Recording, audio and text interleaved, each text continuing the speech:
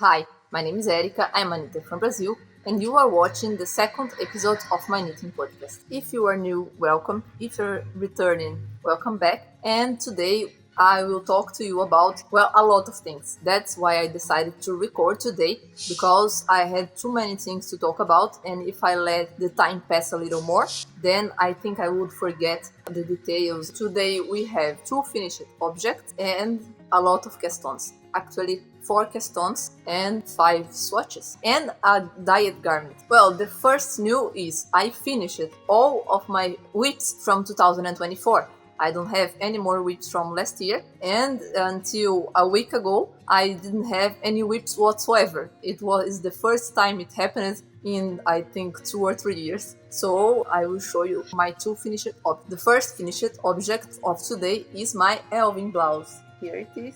I am not wearing it today because it's wool and we are having 30 degrees today about that. So that's why I'm not wearing knitwear whatsoever. My summer garments, they are washed, but they are a little bit thick because they were all knitted in decay. So about this finished object, I think the last time I showed it to you, it was in the last podcast episode, and I had just joined it for the raglans, maybe advanced the raglans a little bit. I may have already casted off for the neck. I know that in the thumbnail of the last episode, when I finished the thumbnail, I had already advanced, so you will see there the top almost ready, already with the puff sleeves, but it was lacking the neckline and these lovely ruffles here, which were the last things I did. So I finished it, I think maybe in the same day that I filmed the last podcast, I finished the top part, and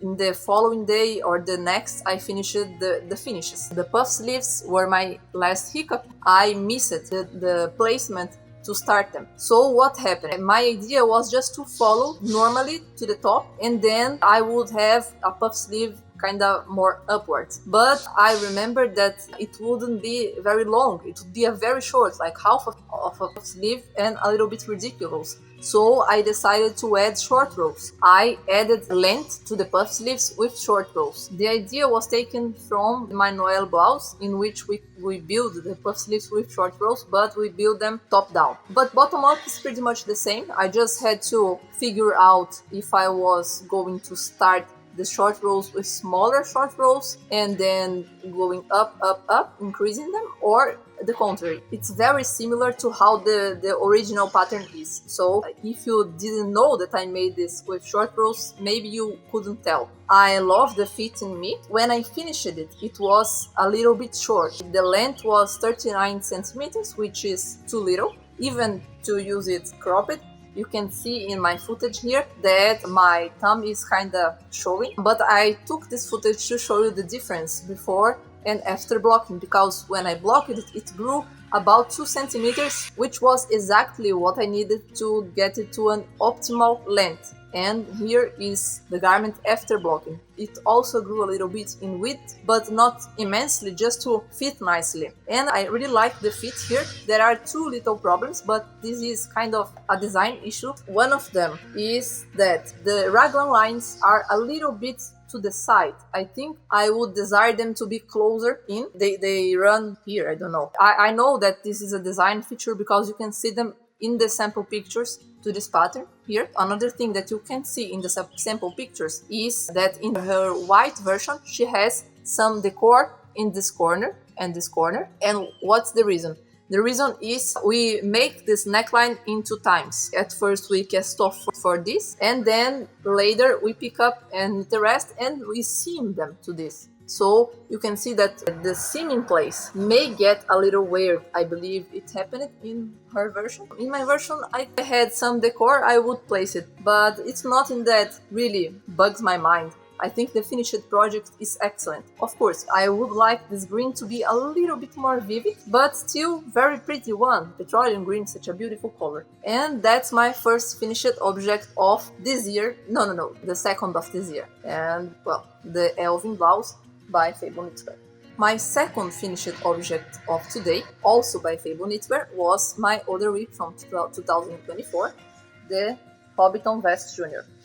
This little cutesy thing. which I have to give to my friend now for her baby. And I really like the finished object. Look how cute. And this is cotton. I think this vest ended up so pretty in cotton. The pattern doesn't give you precise indications of which type of cast on or cast off you have to use. You can choose. And then I pick it for both to cast on and to bind off, the tubular cast on and bind off, so that it would be a bit more flexible since it's cotton and by nature it's not very flexible. But this fabric is quite soft, quite pleasant. I was just thinking that I hope the boy doesn't have sensory issues because of this texture. The texture of moss stitch is a little bit weird for someone that has those sensory issues. The garment is showing a little bit more vivid on screen than it is in real life, but it's really Hobbiton, how I imagine it. I don't know if you remember the last episode. I was about here and you could see that the stitches were by because of that situation, which I already mentioned, the difference between seed stitch in the round and flat. And once again, the bottom band saved the day. It created this vertical line defining precisely. Here, I think the final result ended up even better than in my other vest because of the fabric. When I blocked the cotton, I was able to pin it hardly and it stayed in place, so I was able to straighten it even more when blocking, and it remained pretty straight here. Well, I have showed it enough to you. As soon as I finished this one, I went to this one and I finished it in 2 days or maybe 3, because I lost the buttons for one entire day. When I finished the button band, it was at night. In the next morning, I searched for the buttons to attach them at first and then block the vest, but I couldn't find it by the life of me. I looked through all my project bags, I looked through all the boxes where I keep yarn and knitting supplies, I looked through my drawers, my table, my computer table, and my wardrobe. I went through every cloth I had, because maybe I could have mixed it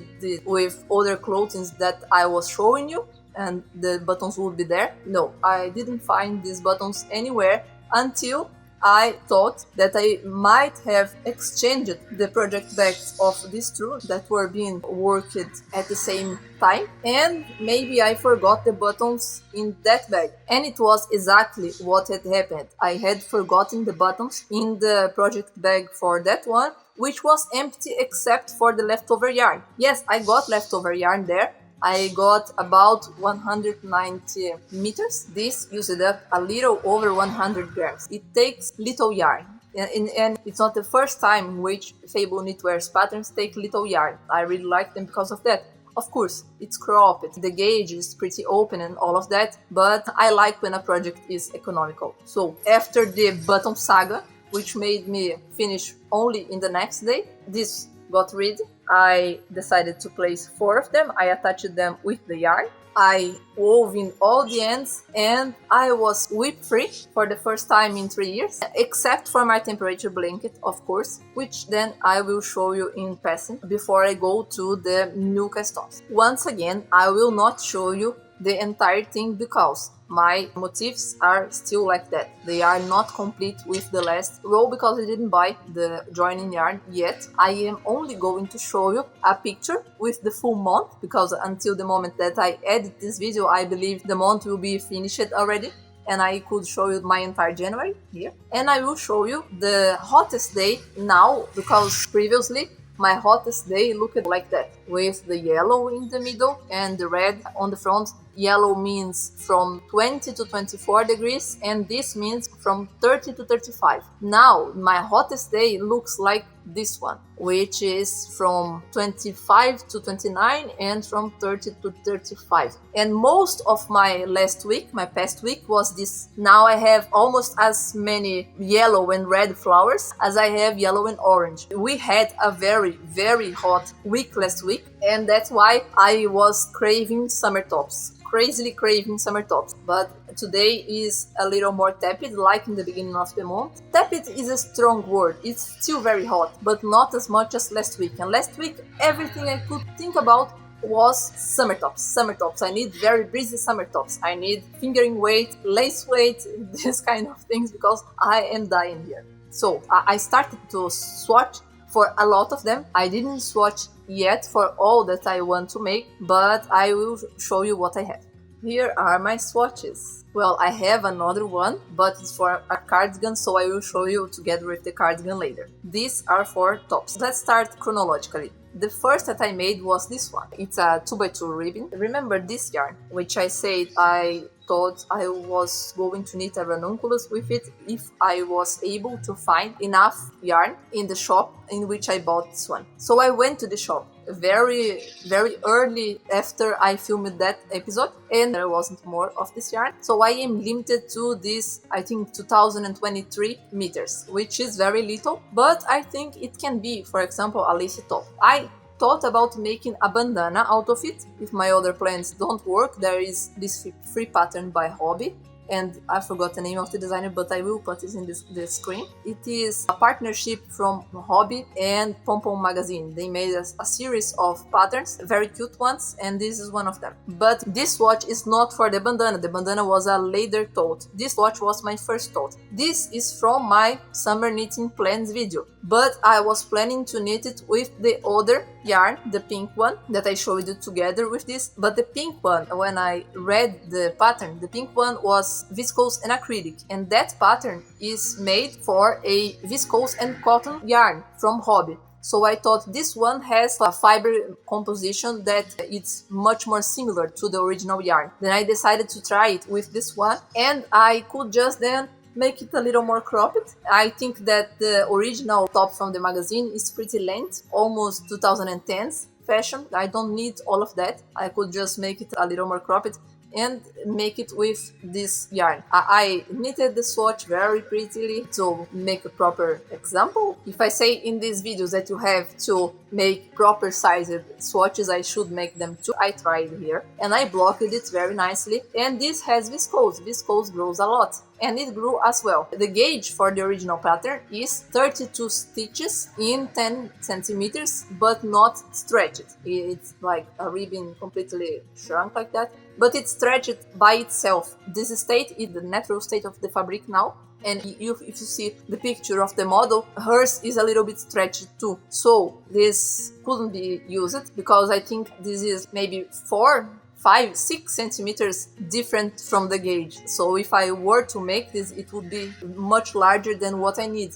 And they only have 3 sizes, and their small size is already a little big for me, and I was not so in love for this pattern, so I decided to throw it away. I was saving this to show you because I will undo it, because I already have a new plan for it. Just when I was looking to that bandana, I was thinking to use this yarn in that bandana. Friday Knits released a free pattern for a lace camisole. She has 2 samples in her page, and one is a white top cropped top, and the other is a full top in green. Maybe I would like to do different straps for it, so I could wear it with a bra underneath, or maybe not with a bra because the lace pattern might not allow to wear a bra underneath, but to wear something underneath maybe. I don't know what I will do about the straps, but I want to try that top.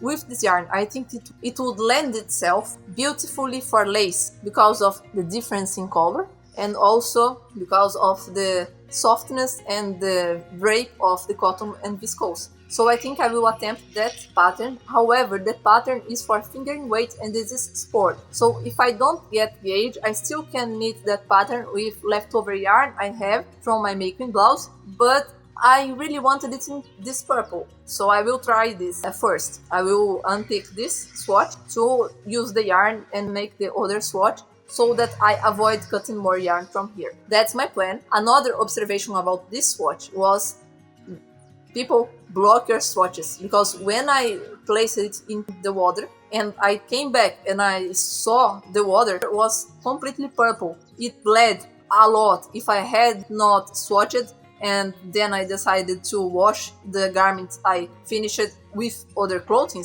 everything I have would be purple. So this is another thing that we can learn by blocking our swatches. My 2 other swatches are for garments that I already cast on. The first one is this one. It's for my Eowyn Blouse by Savannah Gerlach. And you remember that I had 2 threads, and I said that I didn't know which one I would pick, so I decided to swatch with both, and if I like the marl fabric, I will keep it. And that's what I made here. Well, I like what the darker yarn made to the more vivid yarn, in the sense that it deepened it, but I didn't like this pulling. You can see there are some spaces in which we have some stains of the darkest yarn, of the warmer yarn also. This one, I made it accidentally too large in width, and then I decided I didn't want to make it too large in length. Also because I didn't need the roll gauge right away. This is a made-to-measure pattern, and I needed my stitch gauge to calculate how many stitches I should cast on, and then when I need a little more, I will know the roll gauge. The only reason why I need a larger swatch vertically is not so much to learn my roll gauge when it's not super relevant, but it's more because some stitch patterns, the more you knit them, they will change in width as well, and then it will affect your stitch gauge too. For example, ribbon. The more you knit ribbon, it starts very wide and it starts to shrink and shrink and shrink. 2 centimeters of ribbon and 10 centimeters of ribbon behave differently, and 10 centimeters give you a better idea. So when the stitch pattern is different, I make a point of knitting a larger swatch vertically. But when it's stockinette, I don't make that much of an effort always. And also because it was kind of hard to hold the yarns together. From this swatch, I decided I liked the cobalt blue more, for this top at least. And I casted on a lot of stitches, a very long top. Because this is knitted flat and you knit the entire thing to go around your bust. So this is my entire bust measurement, except for a little bit. And it's a rectangle according to the instructions she gives us. And then we make the decorations in crochet for the sleeves and for the waist. But now I'm in the very beginning. I casted on this actually in some plastic needles that I have. Straight plastic needles. For swatching I used them and they were fine, but you see this is a very long piece of fabric and the straight needles are like half of it, so it would be awkward to go back and forth through them. Then I transferred them to these bamboo needles, which are not my favorite either, but I am using my 4mm for other things, so this was the one that I had available. And then wooden needles it will be. This is just starting, but you will see it again several times, maybe in the next episodes, or maybe just one time. I don't know how long I will take to knit it. I hope not so much, because I am really in need of these tops. My last summer swatch is this one. It's for a June top light by Petite Knit. This is the Yarny by Circulo Yarns. It's a fingering weight. And the swatch was knitted in a 2.8mm needles. I almost got gauge. The gauge is 28 stitches per 10 centimeters, and I got 27 stitches in 10 centimeters with the swatch. So I went down to the recommended needles, which were 2.5mm, very, very small, and I cast on 2. I cast on this one yesterday. Let me show you. It's a little tangled, but the cotton yarn, it untangles somewhat easily and untangles easily, to be honest. It looks twisted, but it's just frumped up in the needles. It's just exactly the size of the needles. I think it's 8cm needles. You're supposed to choose the size with 6cm of negative ease in relation to your size, and you knit it bottom up. You cast on an infinity of stitches. Take good care not to twist them when you join in the round, and then you have this, and you knit it bottom up until the underarm, and you split for the front and back, split for the straps, all that jazz. This is another stockinette garment, another one that I hope will sail smoothly. Also, due to the size of these needles, it may take me a little while, but it's stockinette in the round. It shouldn't take much time. Right? Well, here is the place where I join the yarn. You can see it here. I never join it in the way normally they teach you to join it in the round. I just keep knitting because I found that in this way it's much easier. You do get a little bit of a degree in the very corner, but it's very easy to fix with the tail of your yarn, and it reduces the risk of twisting your stitches in the first row, which when you are casting on more than 200 stitches, it's a very high and troublesome risk. This risk is reduced by just taking care not to twist them and just continue to knit. That's it. We're not done yet. I told you that we had a lot to talk about today. We have another cast on for which I already swatched last year, and I talked about this pattern in my summer knitting plans. You may remember it's the Collett Tee with this very bright yellow, which I really like. The yarn is quite soft, very pleasant to touch, but it's a little bit thicker. I think it's DKU 8, and also it's a top that has some sleeves. So I figure it's more like a spring top than properly a summer top. And it has a little bit of acrylic too, so it means that there is a small percentage of warmth here. Anyway, it doesn't matter. The fact is I did cast on with the right needles now, the recommended needles. I'm using the recommended needles more and more. I think I'm a loser knitter now. That's it. It's official. There's not much to show you. To be honest, all of this is very new, and I just started all of this. And why I am starting so many projects? Because I don't like starting projects. Swatching and casting on is by far not my favorite step of knitting. And when I finished my last whips, I was like, I don't really want to go to the swatching. One of the reasons why I don't really love to cast on is because often I take my time with it to make this kind of cast on, the tubular one, the one in which you make 4 setup rows, and then from these rows you make a perfect edge for your ribbon. 1 by 1 ribbon, 2 by 2 ribbon, and it takes a while. You cast on provisionally with a scrap yarn, half of the stitches that your pattern asks for. Then you knit 4 rows of stockinette back and forth, knit row per row, knit row per row, and then you undo your provisional cast on with the other side of your needle or another needle. You go through the stitches from your provisional cast on and you join them with the wrong side together, and with another needle you knit one from the needle that's in front of you, and you purl one from the needle that is farther away from you. So you knit, purl, knit, purl, knit, and you make this, and it takes a while. And I made this for 2 of the 4 projects that I cast on, and there is another project that I want to cast on too, and I want to use this yarn here, which is unraveled yarn. This is a little bit of wool. It was a beanie I knitted for my brother,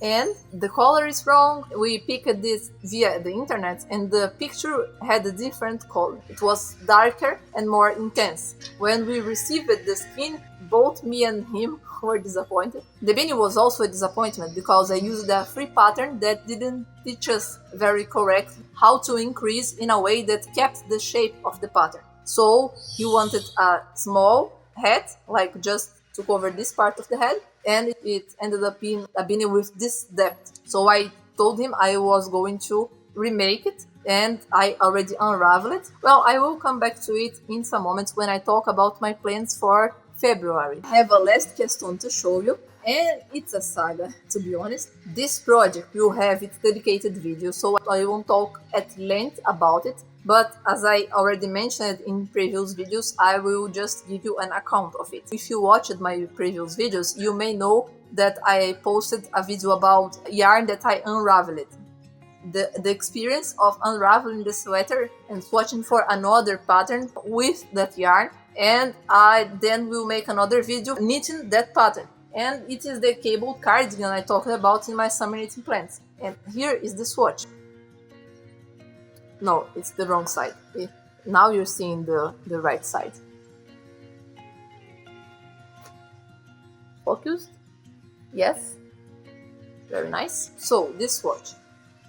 Proper size, see? Well, I love the stitch. It's more cable, very easy to do, very easy to remember, and it gives such a classy look. However, I hate this color. This is not a color for me, not at all. It's even growing in me a little bit, but only in the camera. In real life, I don't love it. Anyways, I don't want to knit an entire cabled cardigan with this color and then don't wear it. So I decided I was going to dye it. At first I thought I would dye the yarn, but when I researched about dyeing, I found out that it's easier to dye a finished garment. And that's what I decided to do. I will knit it and then I will dye it. I might dye it bright yellow, red or navy. These are my current options, but I might change my mind, I don't know. I haven't bought the dye yet. I bought some tubes, but they were for natural fibers. And this is acrylic, so it wouldn't work. I have to buy a specific dye for this one. So I decided I was going to start the project anyway,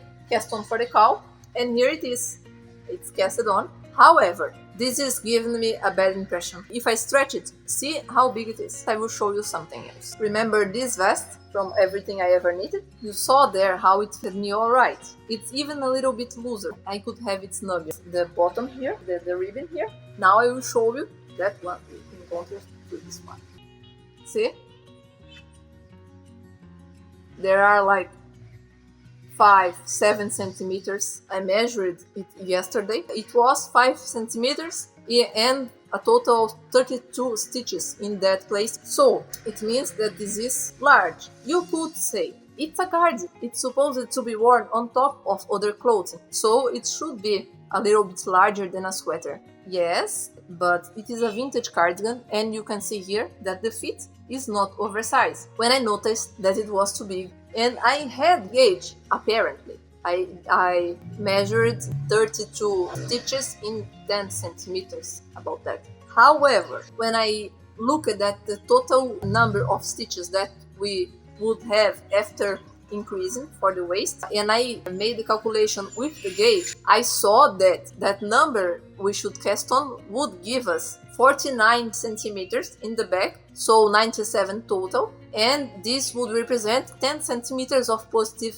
ease in relation to the bust size the pattern is meant to fit. And as I showed you in the picture, it's not an oversized cardigan. So it made me think, what if they meant us to measure the gauge when it's stretched, right? Because if you measure the gauge with the swatch stretched, like not super stretched but slightly normally stretched, when we knit the entire thing, it will shrink a little bit because this is ribbon with mock cables, so that although the entire back panel like that will measure 49 centimeters, when it's shrunk it will measure more closely to the measurements of the model, and it will explain that picture. Vintage patterns don't go into details very often. This is from a magazine, it's like half a page of a pattern, and they do tell the gauge, which also doesn't happen always, but they don't tell you how you should measure this gauge this time. And I think this was what caught me here, because if I measured it like this when I blocked it, I get one gauge, but if I measure it like this, it's another conversation.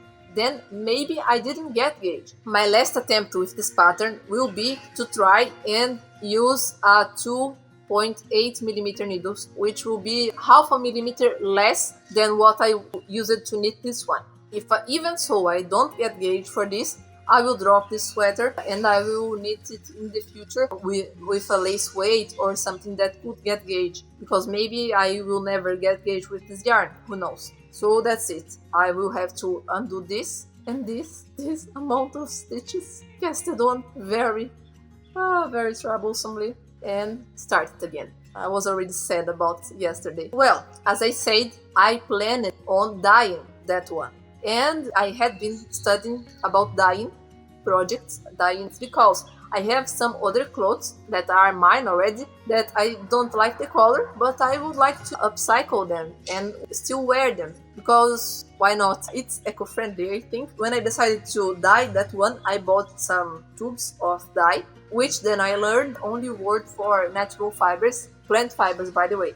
I also had one green of this to dye the beanie, but I suppose I will have to use other materials to dye wool, especially considering this is superwash. And I also had a black one that I wanted to dye my jeans to make the black more vivid. And I want to dye a linen skirt, but I'm not there yet. The linen skirt and some of my other projects are sewing projects. And I am very less than a beginner sewist. I am curious about sewing, but not so curious that I have started to study it yet. So sewing is in the future, but I wanted to start to dye it already.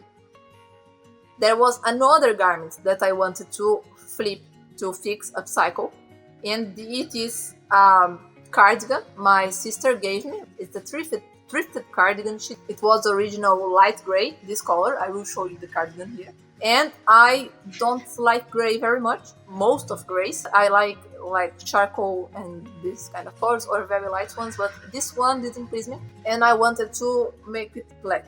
There are some things I want to make it black, to the point that I think I'm going to make a video about it. Well, I'll let it to the proper video, but I want to add crochet sleeves to a top. I want to dye the linen skirt. I wanted to dye this card. I did, but it did not turn black. It's more of a charcoal, indeed.